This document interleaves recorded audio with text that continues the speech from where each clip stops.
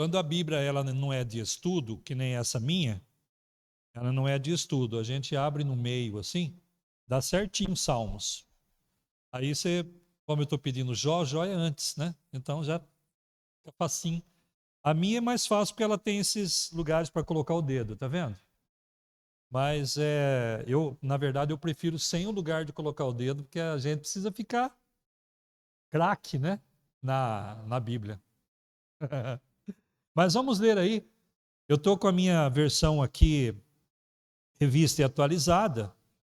Acompanha comigo aí, por gentileza, o capítulo 1 de Jó, que diz assim: Havia um homem na terra de Uz, cujo nome era Jó, homem íntegro e reto, temente a Deus, e que se desviava do mal. Nasceram-lhe 7 filhos e 3 filhas. Possuía 7.000 ovelhas, 3.000 camelos, 500 juntas de bois e 500 jumentas. Era também muito numeroso o pessoal ao seu serviço, de maneira que este homem era o maior de todos os do Oriente. Seus filhos iam às casas uns dos outros e faziam banquetes, cada um por sua vez, e mandavam convidar as suas 3 irmãs a comerem e beberem com eles. Decorrido o turno de dia de seus banquetes, chamava Jó a seus filhos e os santificava. Levantava-se de madrugada e oferecia holocaustos, segundo o número de todos eles. Pois dizia: Talvez tenham pecado os meus filhos e blasfemado contra Deus em seu coração. Assim o fazia Jó continuamente. Num dia em que os filhos de Deus vieram apresentar-se perante o Senhor, veio também Satanás entre eles. Então perguntou o Senhor a Satanás: De onde vens? Satanás respondeu ao Senhor e disse: De rodear a terra e passear por ela. Perguntou ainda o Senhor a Satanás: Observaste o meu servo Jó? Porque ninguém há na terra semelhante a ele, homem íntegro e reto, temente a Deus e que se desvia do mal. Então respondeu Satanás ao Senhor: Porventura Jó, debalde, teme a Deus? Acaso não o cercaste com sebe a ele, a sua casa e a tudo quanto tem? A obra de suas mãos abençoaste e os seus bens se multiplicaram na terra? Estende, porém, a mão e toca-lhe em tudo quanto tem, e verás se não blasfema contra ti na sua face. Disse o Senhor a Satanás: Eis que tudo quanto ele tem está em teu poder. Somente contra ele não estendas a mão. E Satanás saiu da presença do Senhor. Amém.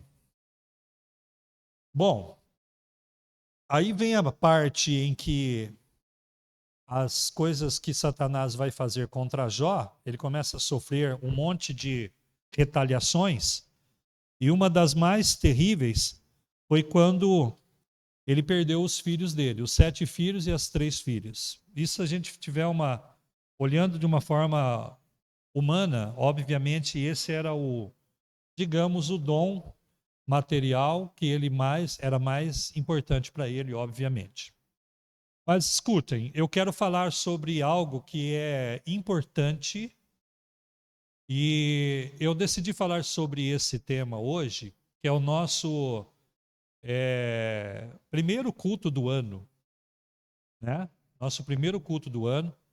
E amanhã, e a partir de amanhã, já vou adiantando aqui, né? De segunda até sexta-feira, nós vamos ter os cultos de primícia aqui à noite. Então eu já adianto para vocês, para que vocês possam vir, se não puderem vir todos os dias, venham pelo menos um ou outro culto, mas o ideal que seria que vocês viessem todos os dias, para que vocês dessem continuidade ao que eu vou pregar hoje aqui.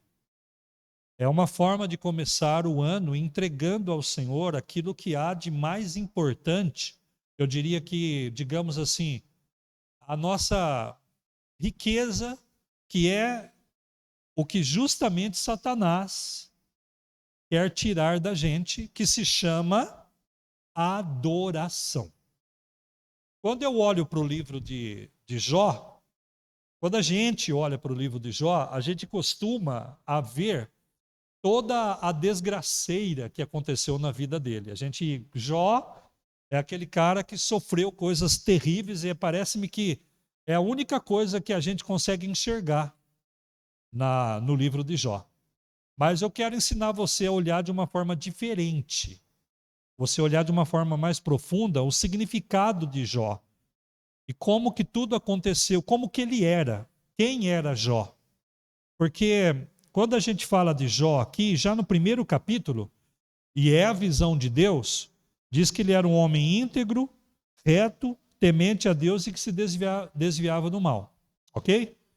Para uma pessoa ter essas características, ela precisa realmente ser um adorador. Não tem como. Não existe outra maneira. Eu quero ensinar vocês, eu vou dar a vocês hoje, não é uma dica, eu vou dar a vocês hoje uma chave mesmo, para vocês abrirem uma porta muito importante para esse ano de 2026 na sua vida. Ok? E eu vou usar o exemplo dele, de Jó, para isso. Vou te dar uma chave importante aqui. E o nome já dei, chama-se adoração. Por que eu estou falando que Jó, quando a gente olha para Jó, a gente deve enxergar adoração. Porque você vê que a vida de Jó, ele era um homem abastado, rico, ele tinha muitas posses. Inclusive, depois que o Senhor Deus permite que sejam escritos aqui os atributos que ele tinha diante de Deus, o Senhor já permite que os atributos que ele tinha diante dos homens apareça também. Ou seja, toda a riqueza que ele tinha aqui. Notem vocês, Deus fala que ele é um homem íntegro e reto, temente a Deus, que se desviava do mal, que ele tinha 7 filhos e 3 filhas, e aí já começa uma lista da propriedade de Jó. Ele tinha 7.000 ovelhas, 3.000 camelos, 500 juntas de bois, 500 juntas de jumentas, e aí vai falar dos serviçais que ele tinha. Ele tinha um número incontável de pessoas que o serviam, empregados ali, né? Hoje são chamados de colaboradores, não é isso? A legislação mudou. Muito bem. Olha só que interessante. Por que a gente deve pensar em Jó como um adorador? Porque Jó era um homem íntegro, reto, temente a Deus e que se desviava do mal. Porque na época dele, e Jó, só por curiosidade eu quero que vocês saibam disso, se nós olharmos cronologicamente, se nós fizermos os livros, colocarmos os livros de forma cronológica, do mais velho ao mais novo, Gênesis não é o livro mais velho, embora seja o primeiro. Teologicamente, ele é o primeiro. A maneira como a Bíblia é distribuída, ela foi distribuída de forma teológica, em sentido teológico, perfeito. Tudo tem que começar com Gênesis. Gênesis é começo. Mas, historicamente, o livro de Jó é um dos livros mais antigos que tem. E ele deveria, se formos colocar de forma cronológica, ele é o primeiro livro, deveria ser o primeiro livro, até mesmo antes de Gênesis. Porque nem mesmo Moisés existia nessa época. Mas, vejam só, os costumes de apresentar oferta, que é claro, o Éden é bem antes de Jó. Né? Lembra do Éden? Adão e Eva, quando eles pecaram, Deus pega e veste ele com um animal, com a pele de um animal, um primeiro sacrifício ali, um holocausto, e depois a gente vai ver o Abel e o Caim oferecendo holocaustos, né? Um foi aceito e o outro não. Lembra de tudo isso? Porque no Antigo Testamento, a única forma de você agradar a Deus era através de holocaustos. Porque a graça não existia, ela existia, na verdade sempre existiu. Mas o Senhor Jesus ainda não tinha vindo. Então, a única maneira de eles terem a aceitação, que foi uma coisa que eu preguei no culto de passagem de ano, é de que eles precisavam ofertar holocaustos, bichinhos, que eram ofertados como foi no tempo de Moisés. Porque era uma maneira de aquele homem ou aquela mulher, elas sentirem um alívio dentro delas, na alma delas, de que Deus perdoaria os pecados dela. Essas pessoas que ofertavam a Deus, como Jó, eram adoradores de Deus. Então era uma característica de adorador, o ofertar holocaustos. Mas volto a dizer, essa forma de oferecer sacrifícios não acontece mais no Novo Testamento. Depois que Jesus morre na cruz, ela não acontece mais. E a gente sabe por quê? Porque Jesus é o Cordeiro de Deus, que tirou todo o pecado do mundo, e o sacrifício dele é perfeito e aceitável e não há necessidade mais. Hoje, nós não precisamos mais disso, porque a graça verdadeiramente está entre nós. De uma forma que quando nós pecamos, nós só precisamos nos arrepender de verdade dos nossos pecados e pedir perdão a Deus, e Ele vai nos perdoar. Porque Jesus vai nos justificar pela graça, através da nossa fé, Efésios 2:8, porque é mediante a graça, pela nossa fé, é que os nossos pecados são perdoados.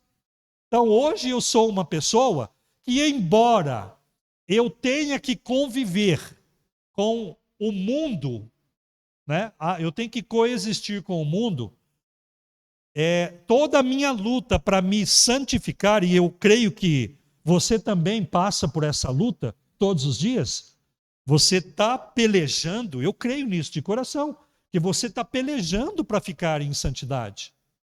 E você está tentando ser como Jó é aqui, ter as características de Jó. Eu gostaria que você pensasse mais sobre isso nesse ano. A questão de nós sermos íntegros, de nós sermos retos, de nós sermos tementes a Deus, de nós nos desviarmos do mal, são características que existem hoje nas pessoas que nasceram de novo, que entregaram suas vidas para Jesus, e essas pessoas são vocês. Mas, presta atenção, nesse tempo aqui, o Jó sabia também disso que eu estou falando para vocês. Só que a única maneira que ele tinha de reparar isso era através de oferecer sacrifícios, holocaustos. E era isso que ele fazia. Obviamente que por ele, pela esposa dele, pela casa dele. E aqui a gente tem uma prova de que ele fazia pelos filhos dele. Né? Ele oferecia sacrifícios para santificar o filho deles. Hoje a gente faz isso de forma natural, sobrenatural. Né? Vou dar um exemplo para vocês. Aqui eu tenho pais e tenho mães. Você sabia que Satanás não pode tocar no seu filho? Pai e mãe que está aqui? Meus filhos são casados. Eu sei que Satanás não pode tocar nos meus filhos. Por quê? A graça está sobre eles. E a graça que você está vivendo. E se essa graça não estivesse em você, talvez os seus filhos, se morressem, perderiam a salvação. Quando a casa cai sobre esses 7 filhos e 3 filhas aqui, no capítulo 2, aqueles 7 filhos e 3 filhas foram salvos, com certeza, justamente por causa da prática da santificação. E quem é que pratica santificação, se não uma pessoa que adora a Deus? Então preste atenção, adoração é fundamental na vida de um crente. Adoração é um estado de espírito que a gente se posiciona, e esse tipo de posicionamento cria em nós uma barreira que faz Satanás andar ao nosso derredor. Essa é a grande verdade que é ensinada pelos apóstolos. O crente não pode, na verdade, sofrer possessão demoníaca. Ele pode ser influenciado, ele pode ficar endemoniado, mas ele não pode se tornar um possesso. E mesmo que ele se torne um possesso, ainda assim é tão forte a imagem de Deus no homem, que o pior homem na face da terra hoje é capaz de ouvir a mensagem da salvação, a mensagem do Evangelho. Você sabia disso? O pior homem, a pior mulher. Eu já vou mostrar para vocês. Mas eu quero que vocês entendam uma coisa. 2026 tem que ser marcado na nossa vida como algo tão forte e tão presente. E nós precisamos começar com essa adoração para que Satanás entenda de uma vez por todas que mesmo que eu e você, nós fraquejemos na nossa fé em algumas situações, nós não vamos ser derrotados nesse ano e não vamos perder absolutamente nada daquilo que Deus já liberou sobre nós. E eu falo inclusive de coisas materiais. Escuta isso. Presta atenção para você aprender. Satanás sabia que Jó era um homem que adorava. Tanto que quando Deus pergunta para ele, você vê o meu servo Jó? Aí Satanás vai chegar no ponto da adoração, porque ele fala assim, ele diz assim, porventura Jó debalde teme a Deus? Ou seja, será que Jó adoraria a Deus se ele não tivesse tudo o que ele tem? O que cerca ele? Ou seja, as riquezas materiais também. Então, eu quero que você aprenda algo sobre prosperidade agora. E ela está relacionada intimamente com adoração. Porque Satanás, se você notar aqui, acontece o seguinte: a partir do momento em que Deus libera Jó para que ele seja atentado por Satanás, o que aconteceu? Jó começou a tirar, isso eu não li aqui, está a partir do versículo 13. Jó começou a tirar de Jó, Satanás começou a tirar de Jó os animais. Vejam só, no versículo 14. E veio o mensageiro a Jó e lhe disse, os bois lavravam e as jumentas pasciam junto a eles. De repente deram sobre eles os sabeus e os levaram e mataram aos servos a fio da espada, só eu escapei para trazer. Caiu fogo do céu, queimou as ovelhas, e tal. E os servos foram sendo dizimados. Ok? Vocês percebem que o que é material começa a ser tirado de Jó? Por quê, irmãos? A pergunta é essa. Por que as coisas materiais são tiradas de Jó? A prosperidade material é tirada de Jó.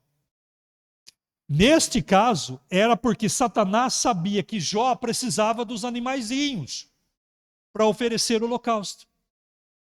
Era a forma que ele tinha para oferecer para Deus o pedido de perdão pelos pecados dele, da esposa dele e dos filhos dele. Satanás então disse, então já que esse Deus liberou, então eu vou começar a minar as coisas que vai fazer com que Jó, que a porta fique aberta para que a vida de Jó seja tocada. Então Satanás começou a atacar a adoração de Jó, retirando de Jó os elementos que ele tinha e proporcionavam o perdão de seus pecados. Irmãos, lógico que nós não somos, aqui não tem nenhum fazendeiro, né? Tem o Taylor que tem algumas vaquinhas lá e tal, mas não temos nenhum fazendeiro, nenhum criador de ovelhas e tal, e nem a necessidade, embora se alguém aqui quisesse se tornar um fazendeiro, desde que não deixe de adorar a Deus, esse é um dos grandes males do século XXI, a igreja, ela acabou se tornando muito materialista demais, ao ponto de entender que as coisas materiais é que trazem o verdadeiro conforto para elas e esqueceram que o verdadeiro conforto é o que o apóstolo Pedro nos ensina. É um homem interior manso dentro dele. É o homem interior que agrada ao Espírito Santo. É o homem interior que está cheio do poder de Deus, está cheio da unção e dos dons é que realmente traz a paz e traz a saúde para aquele homem, para aquela mulher. Nessa época não tinha isso. Satanás então vai fazer o quê? Ele vai tentar arrancar de Jó, e a primeira coisa que ele atinge é isso, depois ele vai atingir os filhos. Ele atinge de todas as formas, inclusive a mulher dele fica tão desesperada que ela pede para que, vendo Jó naquela situação do corpo dele todo machucado por enfermidade, porque a saúde foi também exposta, porque já não havia na mente de Satanás, não havia na mente de Satanás. Ele entendeu que aquela porta aberta iria destruir totalmente Jó, só que ele esqueceu que Jó tinha sido feito à imagem e semelhança de Deus. E que mesmo naquela situação ele podia continuar como um adorador, o que de fato aconteceu até o final. Olha que interessante. Vou lembrar vocês de um texto, vou levar vocês nele. Abram comigo em Marcos capítulo 5, para provar o que eu estou dizendo para vocês. Marcos capítulo 5, eu não vou falar da mulher com fluxo de sangue, porque quando a gente fala de Marcos 5, já vai o pastor falar sobre a mulher com fluxo de sangue. Mas eu quero falar sobre a cura do endemoniado Gerazeno ou Gadareno, é a mesma coisa. Tá? E eu estou usando o texto de Marcos porque essa passagem de Jesus aqui, do endemoniado Gadareno ou Gerazeno, ela é dita em Mateus e também em Lucas. Mas os dois, nem Mateus e nem Lucas, lançam uma palavra que é essa palavra que eu quero que vocês aprendam. Entre mentes chegaram à outra margem do mar, a terra dos Gadarenos ou Gerazenos. Ao desembarcar, logo veio dos sepulcros. Esse logo veio aí, eu quero que vocês saibam, que é mais ou menos o caminho de um sábado. Mais ou menos 900 metros a 1 quilômetro, tá bom? O cemitério não ficava ali na praia, ele ficava a um caminho de sábado. É muito significativo isso, tá bom? Ao desembarcar, logo veio dos sepulcros ao seu encontro um homem possesso, aqui ele está possesso de espírito imundo, o qual vivia nos sepulcros e nem mesmo com cadeias alguém podia prendê-lo. Porque tendo sido muitas vezes preso com grilhões e cadeias, as cadeias foram quebradas por ele e os grilhões despedaçados, e ninguém podia subjugá-lo. Andava sempre de noite e de dia, clamando por entre os sepulcros e pelos montes, ferindo-se com pedras. Presta atenção agora, quando de longe viu Jesus, o que está escrito aí? Correu. Quem adorou Jesus? Havia uma legião dentro de Satanás, do endemoniado. Na verdade, Mateus diz que eram 2. Esse aqui era o mais bravo. Esse aqui, de Marcos. Ok? Presta atenção para vocês entenderem uma coisa. Esse homem estava possesso. Ele morava num cemitério. Ninguém podia com ele. Colocavam algemas, despedaçava a algema. Quando colocavam cadeias, despedaçava a cadeia. Se feria nos sepulcros ou em todo lugar. Ele se atirava, se machucava. Quando Jesus põe o pé na praia, este homem, presta atenção, este endemoniado, que está com mais ou menos uma legião, ela varia entre 3.500 e 6.000. 6.000 é baseado na legião romana. Ok? Nós vamos ver aqui que quase 2.000 porcos se lançaram do despenhadeiro quando ele é curado, ok? Vai pegando essa ideia minha aí, vai somando as coisas. Quer dizer que, se é de 3.500 a 6.000, pode ser que lá um porco ou outro pegou uns 1.000 demônios de uma vez. Então, a legião sai, ok? Mas presta atenção, a gente também costuma olhar nesse texto para a legião. É o mais importante. E Jesus expulsa a legião. Mas quem vem ali é o homem que vem no fundo. ele sem nenhum recurso espiritual, basicamente sem nenhum recurso, despojado de toda graça, despojado de toda graça, ele tem forças ainda assim para ir diante de Jesus, dobrar os seus joelhos e adorá-lo. Depois entra a fala dos demônios. O que eu quero dizer para você? Se este homem, cheio de demônios, teve a capacidade de, com seu corpo, possesso de demônio, chegar, dobrar o joelho, que capacidade você não tem para vencer esse ano com a presença do Espírito da graça que está sobre você? Quem é o diabo que pensa que porque você pecou em alguma área da sua vida, ele pode roubar de você, ele pode destruir de você e ele pode matar você, quando nós estamos vivendo o tempo da dispensação da graça? Se esse homem teve forças, quanto mais a vós, outros, que são filhos de Deus. Você está entendendo a importância do posicionamento? Você está entendendo que Paulo ensinou a gente sobre a tridimensionalidade, e eu vou até mais longe. Ele nos ensinou sobre o quarto nível, como é que chama? A quarta dimensão, Paulo nos ensinou. Ele falou sobre largura, comprimento, altura, largura, comprimento, altura, mas ele inclui um item, profundidade. 4 dimensões. Ele está dizendo que eu e você temos essas 4 dimensões. Se você ainda não leu o livro As 4 Dimensões de Paul Yang-Shu, leia. Leia pelo menos algumas partes, para você entender o poder que há na sua vida, que vem do Espírito Santo, para que o diabo não arranque de você nem sequer os seus bens, nem sequer a sua saúde, para que o diabo não roube de você os seus sonhos, os seus projetos, para que o diabo não tire de você o que Deus te deu de graça.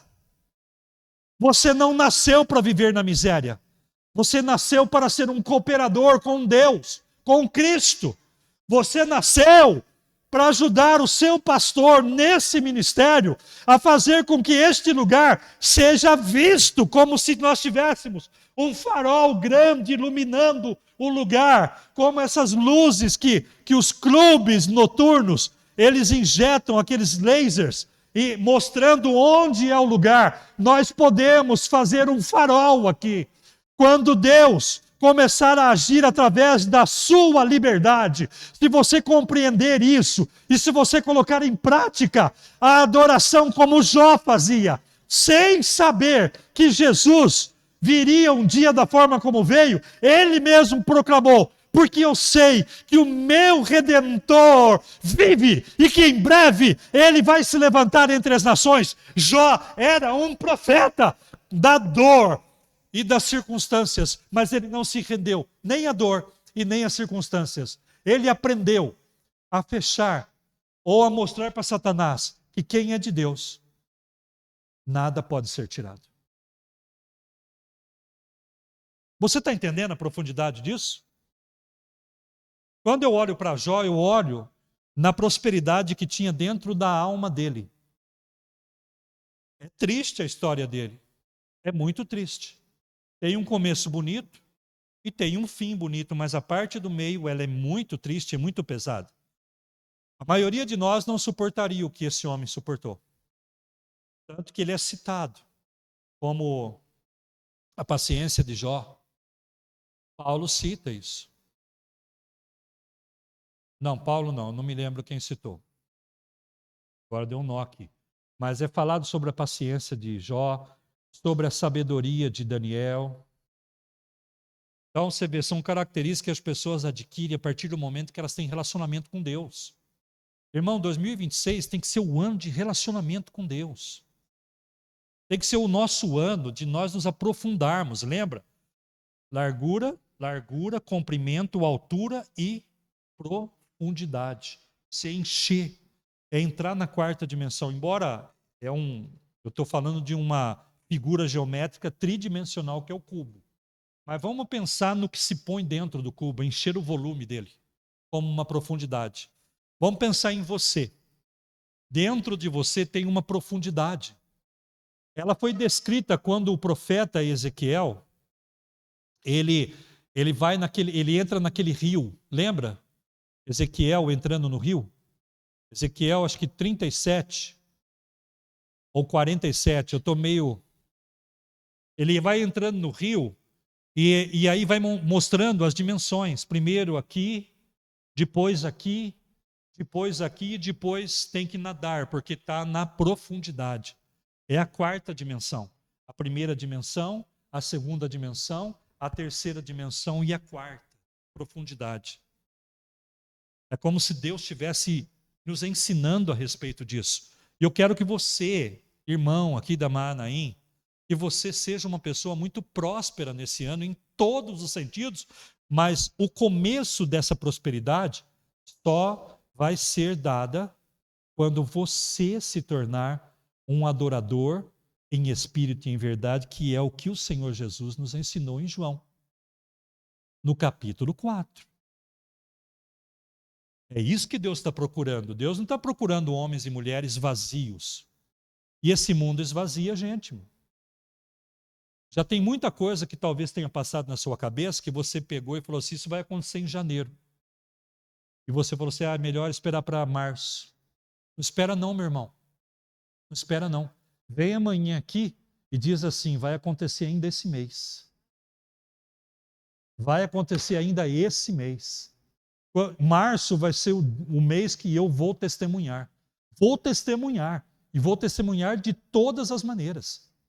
Vou testemunhar com a minha vida reta, temente a Deus, íntegra e que se desvia do mal. E vou testemunhar também para as pessoas verem que Deus me deu aquilo que eu sonhei. Porque é sonho de Deus, é o nosso sonho. A vontade de Deus é que nós nos santifiquemos. Então escuta isso.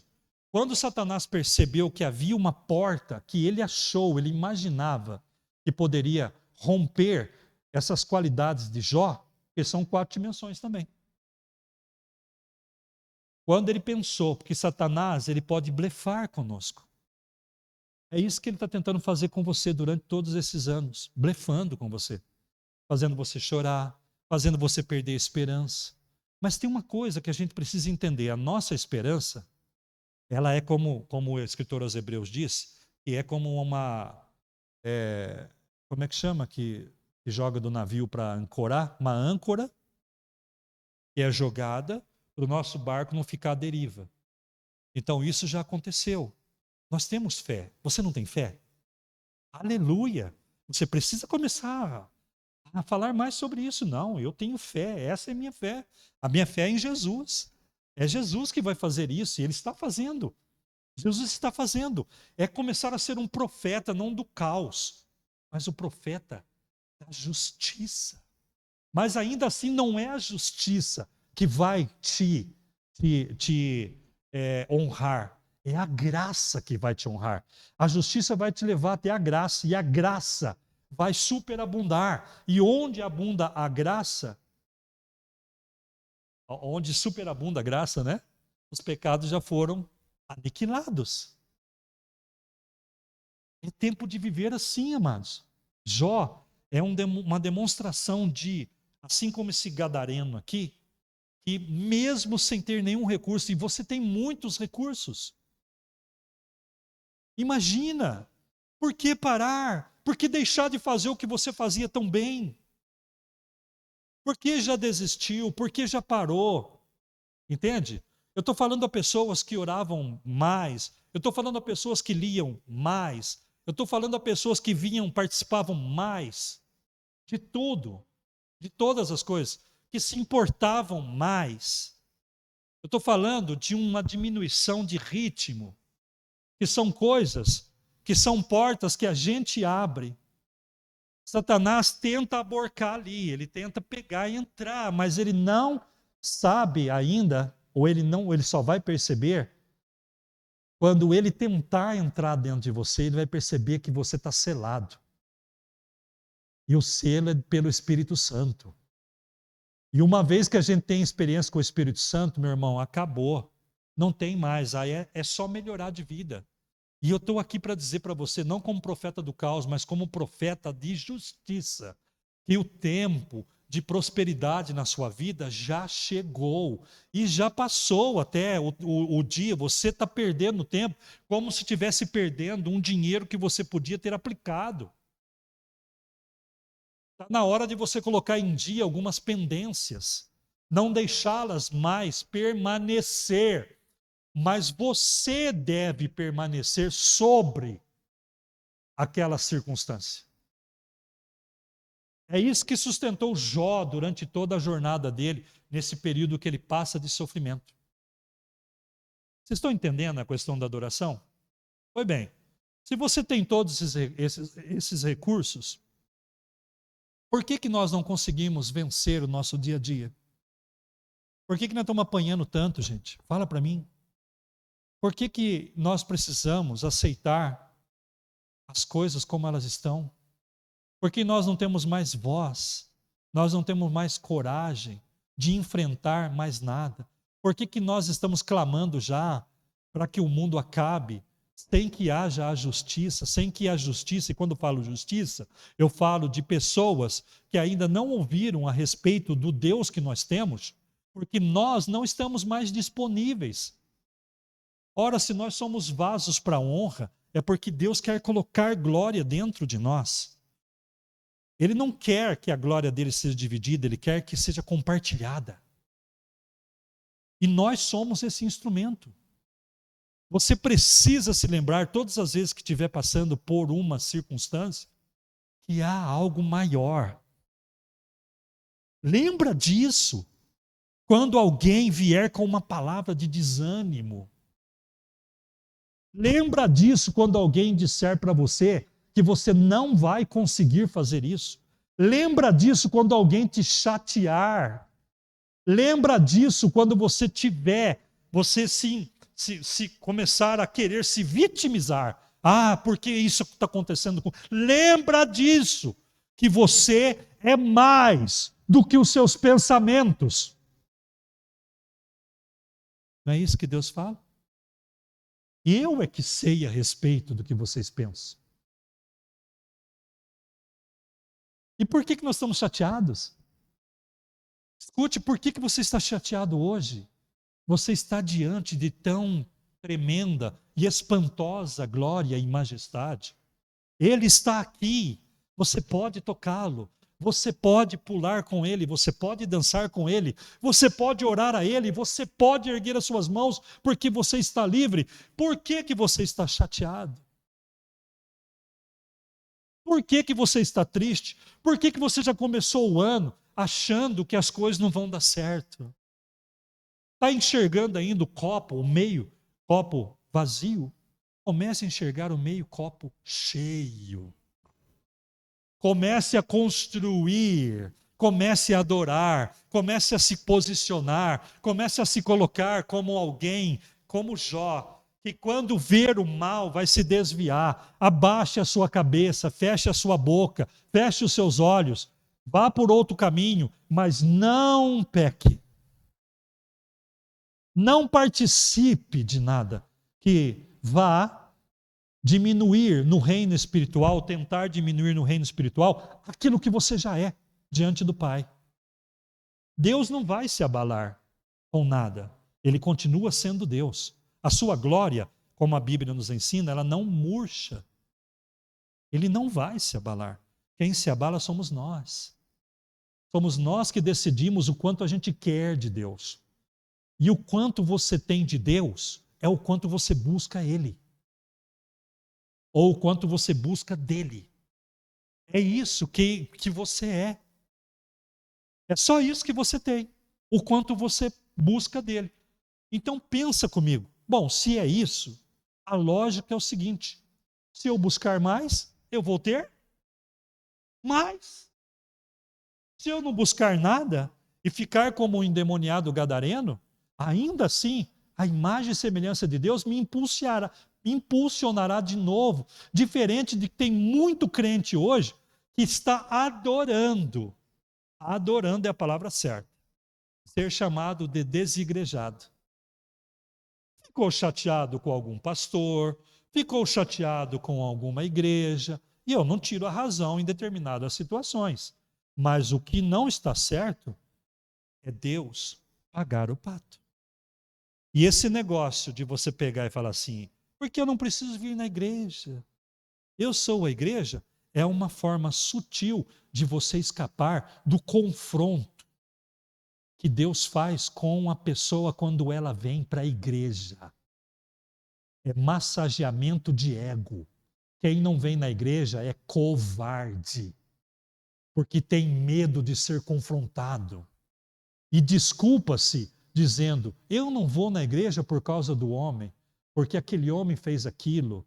Isso é para quem não quer ser tratado. Deus não passa a mão na cabeça da gente.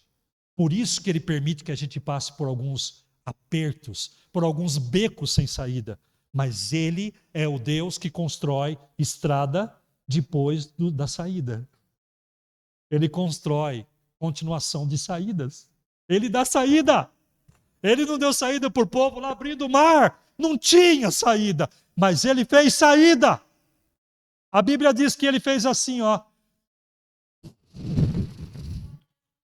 Com os narizes dele. E o mar? Com o nariz.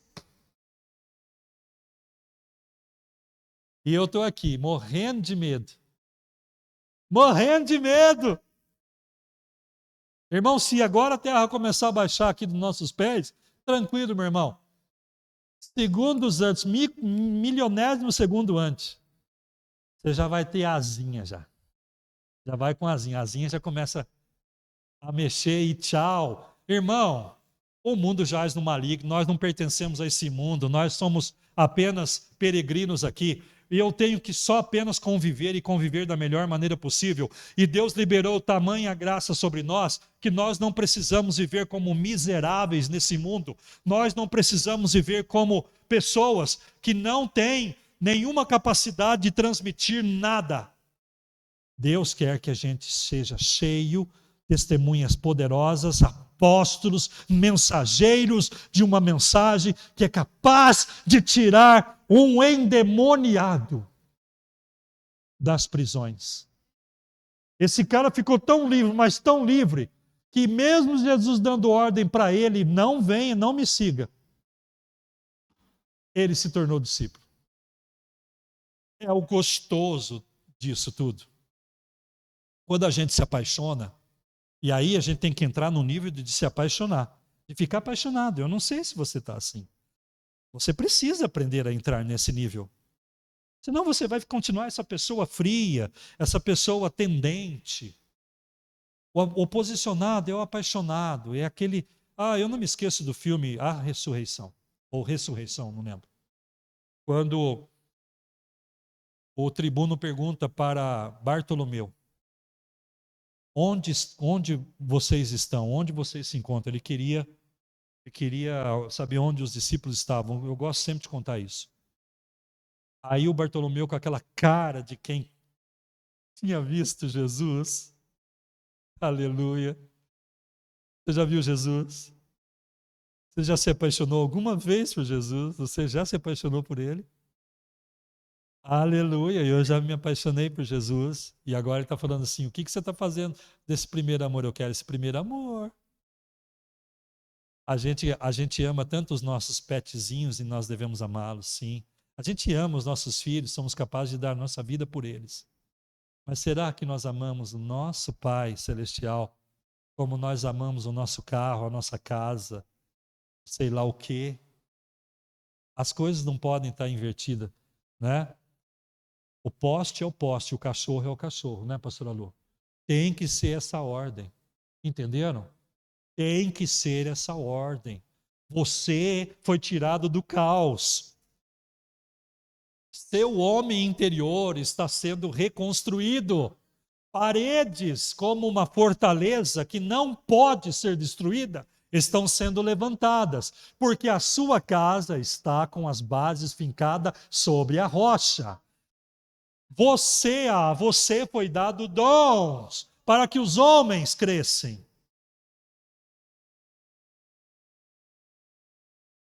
Esse é o ano do sorriso de Bartolomeu. E vai chegar sem medo na orelha do tribuno, que é o seu maior inimigo, e com um ar de alegria, não de deboche. Ele vai dizer, o tribuno pergunta, onde eles estão? Eles estão em todo.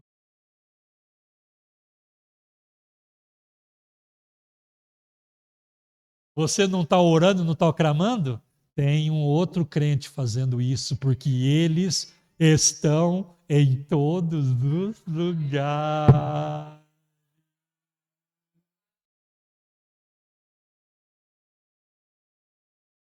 Você está perdendo tempo, crente. Você está perdendo tempo, o tempo de resgatar. Você pede por avivamento, mas dentro de você, sua chama não chega nem a aquecer direito o seu próprio coração. Você fala que ama a Deus, mas, irmãos, eu vou ser muito franco, eu sou muito crítico a respeito disso, me perdoem de coração. Eu sei que algumas pessoas realmente, eu sei, irmãos, não é uma crítica diretamente a vocês, ok? Mas se caso vocês se sentirem bem para pegar o que eu vou falar agora, peguem, mas sem ofensa. Eu tenho pessoas hoje que conseguem ficar quase um mês sem vir na igreja. Irmão do céu, eu estou desonrando as pessoazinhas de coquinho na cabeça, de xadrezinho, de paletó, xadrezinho, que saía do meio do mato e andava quilômetros para ir para a igreja, e orou por nós estarmos aqui. Nós precisamos lembrar dessas pessoas que choraram por nós. Pelo menos isso, irmão, nós precisamos ser gratos, tem que ter gratidão. Mas como ter gratidão se nós não adoramos a Deus? Adorar a Deus é perceber-se diante do Criador, é perceber que você está diante de alguém que é tudo para você. Então, tudo que é seu precisa ser dado para Ele. É estar disponível sempre. É a base. Agora, vou voltar lá para Jó. Depois de ter mostrado essa característica que eu e você temos em Jó e também temos no Gadareno. Espero que você guarde isso.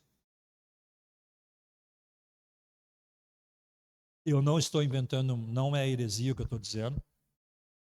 O Gadareno foi mesmo pelas suas próprias pernas, porque nenhum demônio adoraria. Beleza? Nenhum demônio adora. A de Jesus? Não. Eles temem Jesus.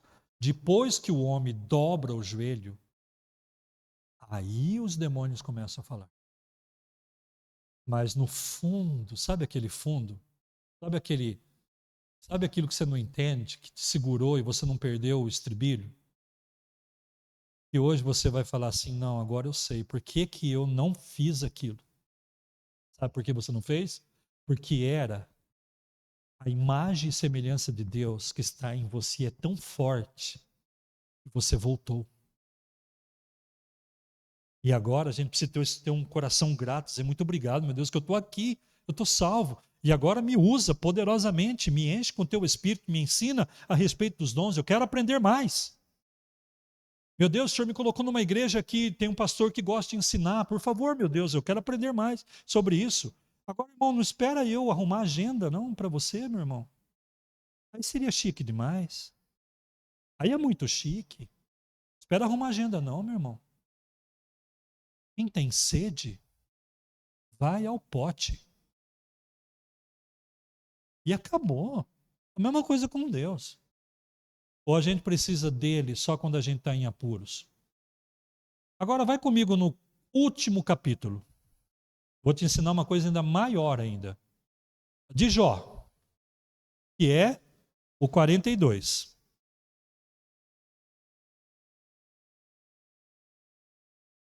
Você abriu aí no Jó 42? Aí no Jó 42 já? Olha só. Eu vou ler do 7 em diante. Ok? Presta atenção. Tendo o Senhor falado estas palavras a Jó, o Senhor disse também a Elifaz, o temanita: a minha ira se acendeu contra ti e contra os teus 2 amigos, porque não dissestes de mim o que era reto, como o meu servo Jó. Tomai, pois, 7 novilhos e 7 carneiros, e ide ao meu servo Jó, e oferecei holocaustos por vós. O meu servo Jó orará por vós. Presta atenção agora. Porque dele aceitarei a intercessão, para que eu não vos trate segundo a vossa loucura, porque vós não dissestes de mim o que era reto, como o meu servo Jó. Então foram Elifaz, o temanita, e Bildade, o suíta, e Zofar, o naamatita, e fizeram como o Senhor lhes ordenara. E o Senhor aceitou a oração de Jó. Irmãos, olha só como que é a profundidade da adoração. Depois que Jó passa todo o suplício dele, todo o sofrimento dele, Deus o cura. Esses 3 amigos aqui, esses 3 homens, foram críticos a tudo isso. Eles queriam que Jó confessasse de uma vez por ninguém pode ficar desse jeito se não for um pecador. Sendo que Jó era um homem reto. Eles estavam enganados. E eles foram duros com Jó.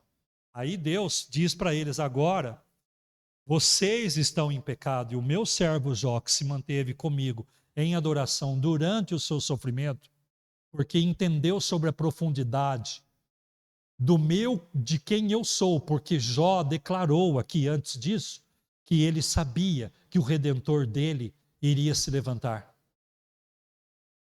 Ele sabia, e ele vai declarar isso, ele vai dizer, e ele diz que antes eu só ouvia falar do Senhor. Eu o adorava só de ouvir falar do Senhor, mas agora eu andei com o Senhor. Quando que Jó andou com o Senhor? Jó andou com o Senhor na adoração e não no sofrimento. E é tão grande a honra de Jó que agora esses 3 homens têm que receber a oração de quem está em adoração. É como se Deus estivesse dizendo assim: os meus adoradores serão os meus intercessores, e por causa da vida deles diante de mim, eu sararei esta terra. Essa é a nossa responsabilidade. Não adianta a gente ficar em casa criticando a política e a economia. Não adianta nós ficarmos com raiva de fulano, beltrano e cicrano. O nosso papel é o papel de intercessão. Então, o profeta Isaías diz: então levante e resplandeça. E o profeta Jeremias, é Jeremias mesmo dos ossos secos? Ezequiel, né? Ezequiel, isso, Ezequiel. Ezequiel, eu estou meio estabanado hoje. Ezequiel, quando é levado ao vale dos ossos secos, é como se Deus estivesse dizendo: porventura Israel acabou? Israel só acaba quando eu disser que acabou. Porventura você acha que você é um coitadinho e todos os recursos, tudo que eu coloquei dentro de você, as orações dos seus antecessores, aqueles que oraram por você e para você estarem aqui, os seus filhos que são protegidos pela graça, a sua casa que é protegida pela graça, porque eu estou habitando dentro de vocês, que os seus sonhos, os seus projetos acabaram? Não. Eu estou afiando ferro com ferro. Eu estou transformando a vida de vocês, para que vocês sejam os intercessores desta terra, porque eu não tenho prazer na morte do ímpio, mas que antes o ímpio venha a se converter e a se voltar dos seus lugares maus. E eu vou usar vocês para isso. E todos os meus recursos estão em vocês. Orem por eles. Ofereçam agora não os sacrifícios de holocaustos, mas ofereçam a eles a minha graça.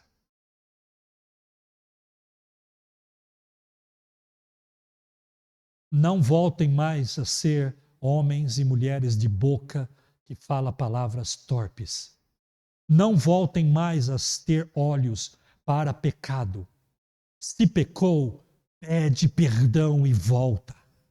Rápido, porque Deus quer te usar poderosamente.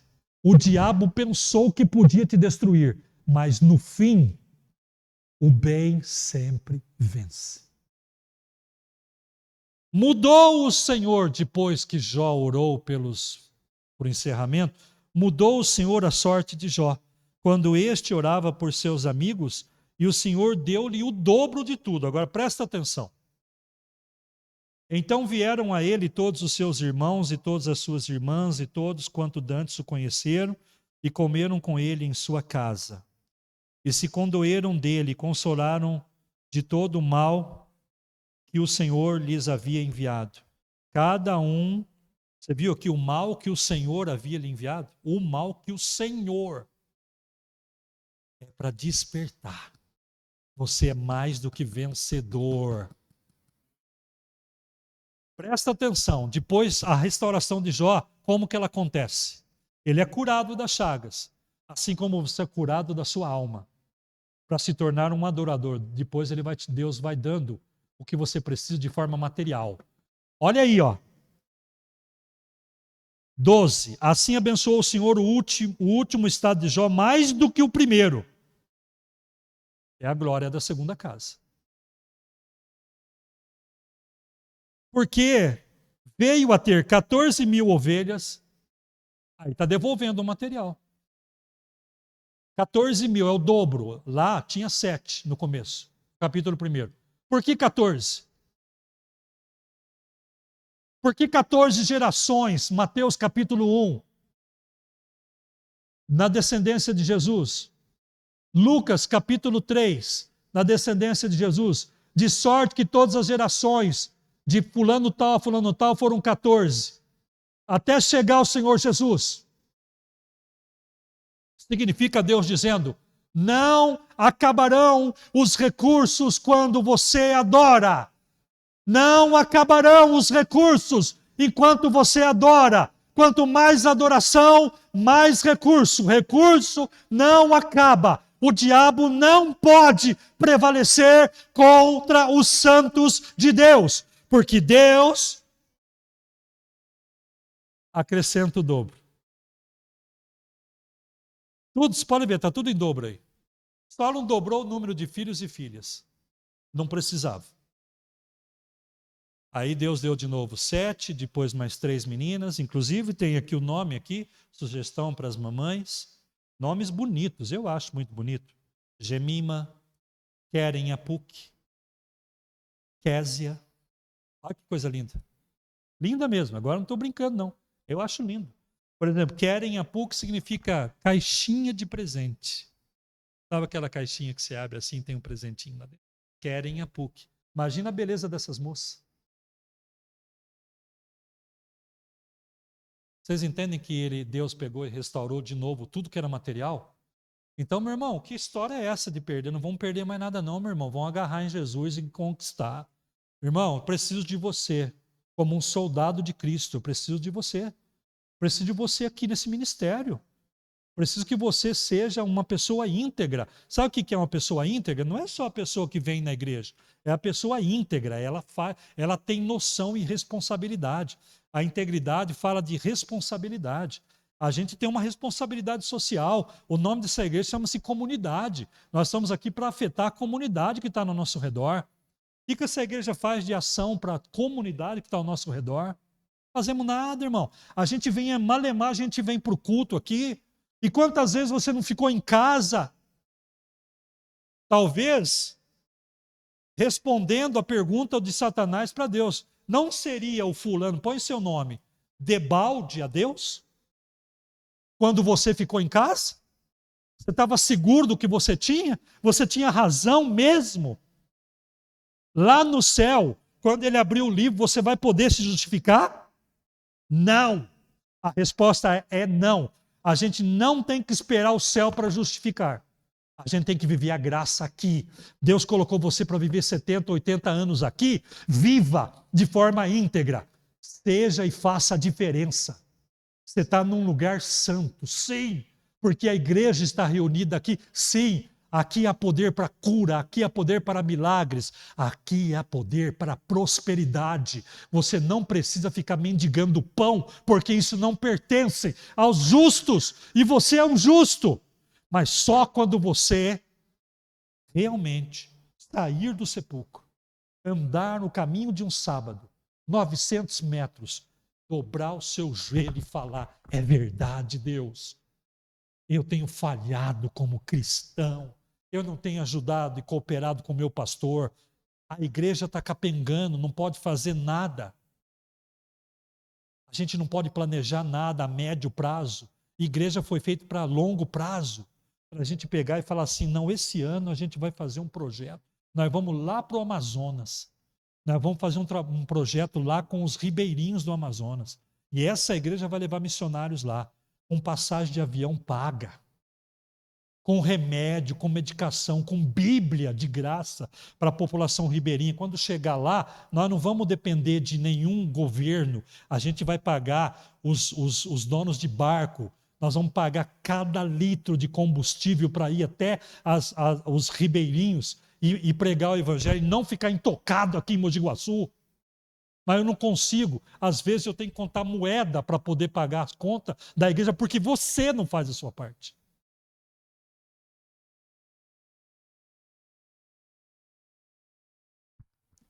Desculpem, não se ofendam, que aliás faz parte de quem é santo. Não se ofender. Se ofenda é de não ter feito o que você fez. Se ofenda é de olhar para a cruz e ver que em cada chaga que foi feita em Jesus, em cada imperfeição que está lá agora, nesse momento no corpo dele, tem um pouquinho da sua história e da sua vida, em cada veio, em cada pedaço do corpo dele que foi tirado. Tem um pedacinho de você lá. Se você tiver que se ofender, se ofenda com sua alma. Reduza a sua carnalidade. Se santifique. Como, pastor? Adoração. Amém. Vamos orar?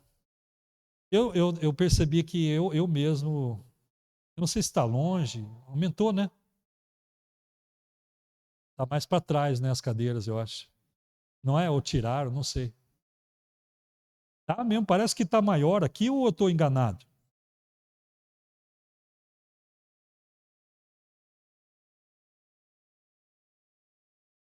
Então eu estou